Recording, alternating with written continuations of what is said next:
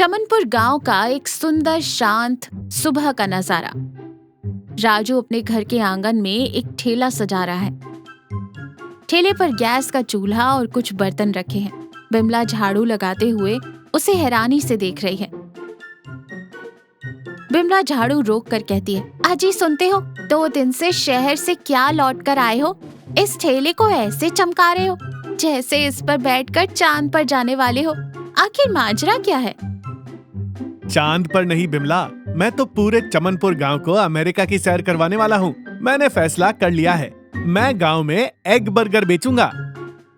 बिमला माथा पीटते हुए कहती है, हे भगवान, ये एक बरगद क्या होता है? बरगद का पेड़ बेचने लगे हो क्या आप तुम?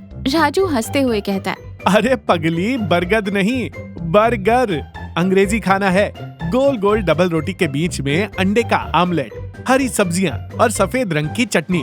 शहर में लोग इसके दीवाने हैं, दीवाने।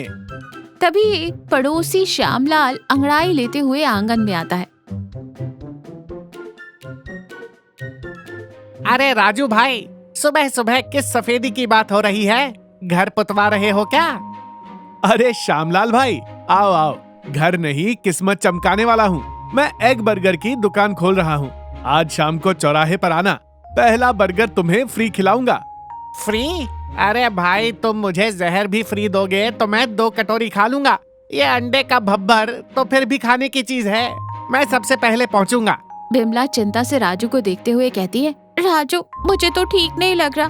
अपने गांव के लोग समोसे और कचौड़ी वाले हैं, इस शहर का गोल रोटी कोई नहीं खाएगा। राजू कॉन्फिडेंस में कहता है, तुम बस देखती जाओ बिमला, आज शाम को नोटों की बारिश होगी। राजू का ठेला चौराहे पर लगा है। ठेले पर लिखा है, राजू का स्पेशल एग बर्गर। श्यामलाल ठेले के पास खड़ा है। कुछ दूरी पर दीनानाथ काका अपनी लाठी टेकते हुए आते हैं। राजू आवाज लगाते हुए कहता है, आइए आइए, शहर का स्वाद गांव में, गर्मा गर्म एग बर्गर खाइए। दीनानाथ काका पास आकर ठेले को घूरते हुए कहते हैं, का हो राजू, शहर से ये क्या नई बीमारी ले आया गांव में? ये कच्ची डबल रोटी और उबला हुआ पत्ता कौन खाएगा? काका, ये कच्चा नहीं है, इसे बर्गर कहते हैं। खाइए ना, मजा आ जाएगा। काका मुंह बनाते हुए कहते, अरे जा जा, ये सब अंग्रेजों का चोंचला है। इसे खाने से पेट में गैस बनेगी और दिमाग सुन्न हो जाएगा। हम तो अपने दाल रोटी वाले इंसान हैं। और बड़बड़ाते हुए चले जाते हैं। शाम ढल जाती है, कोई ग्राहक नहीं आता। सिर्फ श्यामलाल एक बर्गर खा रहा है, वो भी मुफ्त का। वो बर्गर मुंह में ठूसते हुए कहता है, राजू भाई, स्वाद तो मतलब थोड़ा फीका है। वो सफेद चटनी तो ऐसी लग रही है जैसे बिना नमक का दही, पर फ्री है इसलिए मजा आ रहा है। राजू उदास हो जाता है, उसका सारा उत्साह खत्म हो जाता है। राजू आंगन में खटिया पर उदास बैठा है, सारा सामान वैसा का वैसा ही रखा है। बिमला पानी का ग्लास लेकर आती है और उसके पास बैठती है और प्यार से कहती है, क्या हुआ?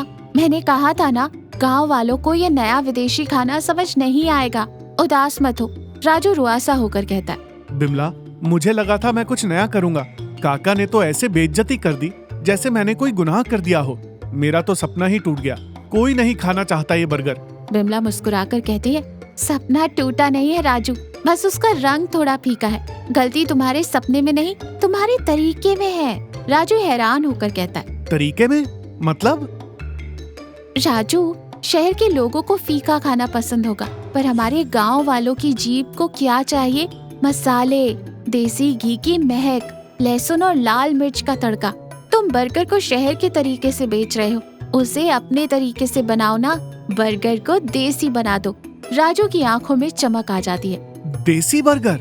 लेकिन वो कैसे?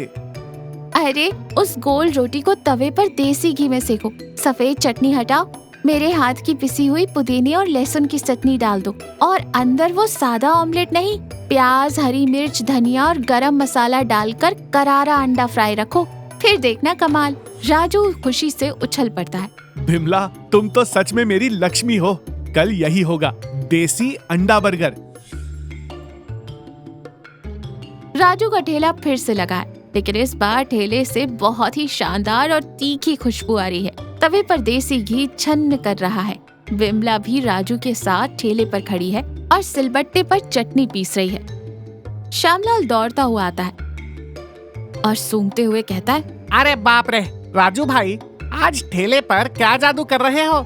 ये लहसुन और घी की खुशबू से तो मेरे पेट में चूहे कबड्डी खेल रहे हैं। आज का बर्गर शहर का नहीं, हमारे चमनपुर की मिट्टी का है श्यामलाल भाई। आज का बर्गर फ्री नहीं, पूरे 15 रुपए का है। श्यामलाल रोनी सूरत बनाकर कहता है, दोस्ती में पैसे? चलो कोई बात नहीं, खुशबू इतनी अच्छी है कि आज उधार लिख लो, पर एक दे दो। तभी दीनानाथ काका वहाँ से गुजरते हैं। खुशबू इतनी तेज है कि उनके कदम अपने आप ठेले की तरफ मुड़ जाते हैं। दीनानाथ काका नाक सिकोड़ते हुए पर लालच से देखते हुए कहते, क्या राजू, आज फिर वही कच्ची रोटी जला रहा है क्या? पर आज महक तो कुछ जानी पहचानी सी लग रही है। प्रणाम काका, आज कच्ची रोटी नहीं है, आज आपका भतीजा आपके लिए कुछ खास लाया है। एक बार खाकर तो देखिए, अगर पसंद ना आए तो मैं ठेला लगाना छोड़ दूंगी।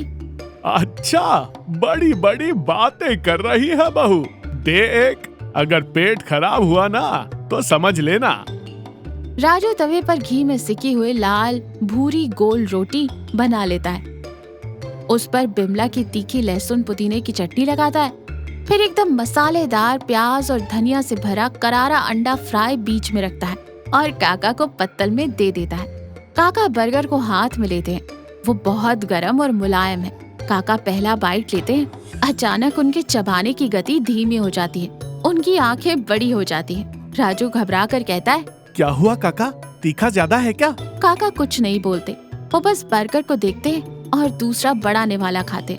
चबाते चबाते उनकी आंखें नम हो जाती हैं। अरे काका, रो क्यों रहे हो? ज्यादा गरम लग गया क्या? गरम नहीं रे श्यामलाल, इस स्वाद ने तो बरसों पुरानी याद दिला दी।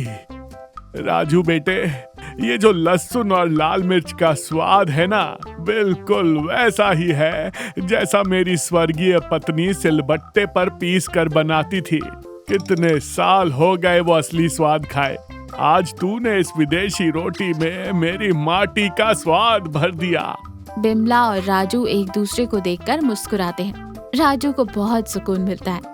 दीनानाथ काका मुस्कुराते हुए अपनी जेब से 100 रुपए का नोट निकालते हैं और राजू को देते हैं। राजू, 2 और बना दे। एक अभी खाऊंगा और एक घर ले जाकर खाऊंगा। आज तूने दिल खुश कर दिया। श्यामलाल जोर से चिल्लाते हुए कहता है, अरे गांव वाला, सुनो सुनो, दीनानाथ काका ने मुहर लगा दी है। राजू का देसी अंडा बर्गर बिल्कुल सुपर हिट है। आसपास के 3-4 और लोग खुशबू और श्यामलाल की आवाज सुनकर आ जाते हैं।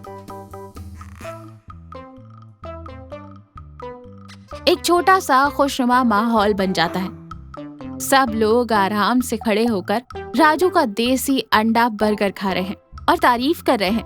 राजू बहुत खुश है और बिमला को प्यार से देख रहा है। सच कहा है किसी ने, आप आसमान में कितनी भी ऊंची उड़ान क्यों ना भर लें, लेकिन असली सुकून और सफलता तो अपनी जमीन, अपनी माटी से जुड़कर ही मिलती है। नया सीखो, पर अपने अपनों का रंग उसमें मिलाना ना भूलो।